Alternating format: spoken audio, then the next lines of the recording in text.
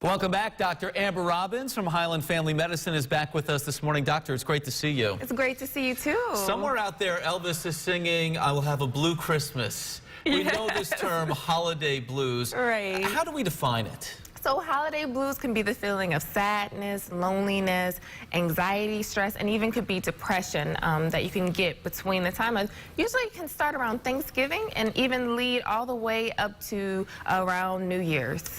Are there things that we can identify that cause the holiday blues? Right. It's a lot of different things that can cause it. You can have stress around this time of year, you know, trying to coordinate everything with family members coming, friends coming, trying to provide a good Christmas for or Hanukkah for your family.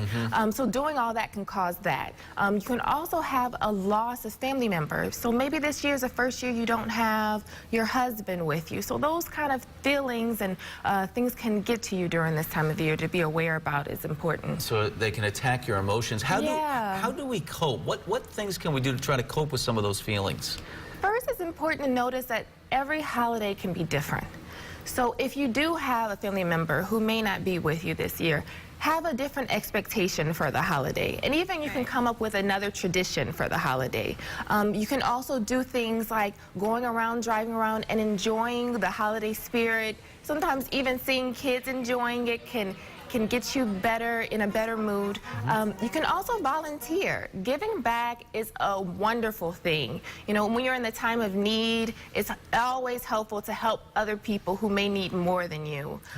You can also do things like having supportive family members around and friends who can feed into you. But the most important thing I would say is giving yourself time to understand that these feelings can happen, and also giving back to yourself, having some alone time. With all the busyness, sometimes it's really hard to find alone time. One thing you did note also is don't turn to alcohol in that scenario, right? I mean, that's an important recommendation.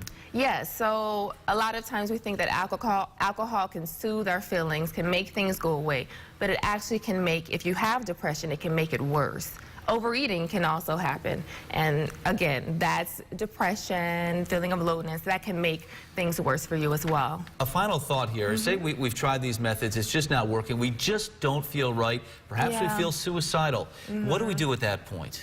Right, at that point, it's important for you to either call your primary care doctor. If they're not available, you can call a crisis line, that's 211.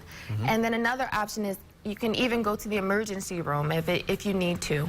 Okay, so we'll keep that in mind as well. Yes, please. We want to have a happy and positive holiday season. Doctor, thank you. Yeah, no problem. If you missed any of this advice, we'll share it online as well. You'll find it at rochesterfirst.com.